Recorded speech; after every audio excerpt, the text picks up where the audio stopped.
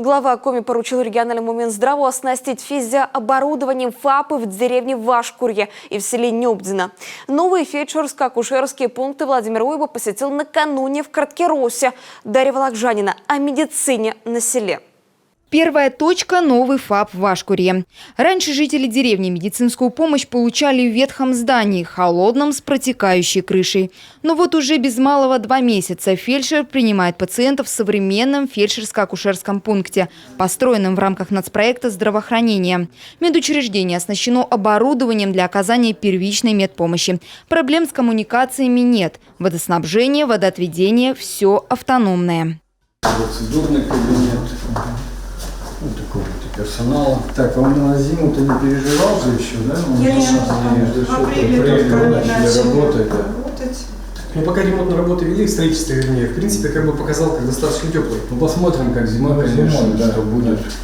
Сегодня в деревне проживает около 200 человек, летом больше. Каждый под чутким присмотром молодого специалиста, которого, к слову, привлекли по программе «Земский фельдшер». Новая хозяйка ФАПа Александра Гивейлер работает здесь только 1-ю неделю. Потихоньку осваивается. Тебе нравится ФАП? Да, нравится. Почему бы и нет? Нормальный ФАП, рабочий. Дело еще не даст соврать, наверное, что было и что стало в целом, да? Это сельским поселением это небо и земля, на самом деле. Население довольно. А это уже Нёбдино. Второй ФАП, который посетил Владимир Уйба. Он идентичен тому, что в Вашкурье. Все те же 170 квадратов, 16 помещений и даже отдельный кабинет для осмотра малышей. Чего не хватает местным жителям, так это физиопроцедур. Чтобы их сделать, приходится ездить в соседние села. Но у нас еще, знаете, какие были пожелания жителей? Раньше, я помню, где-то вот в 80-х, 90-х годах тут еще и как бы процедуры делали, да? Прогревание. Дневной со стационаркой. Да, это вопрос, да. Потому что врач назначает лечение, потом надо ездить, другие еще надо.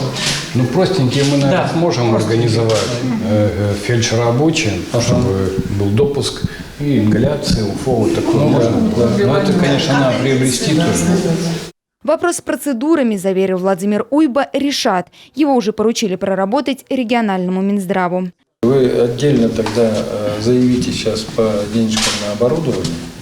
Все, что мы здесь лицензируем под физиотерапевтическое лечение.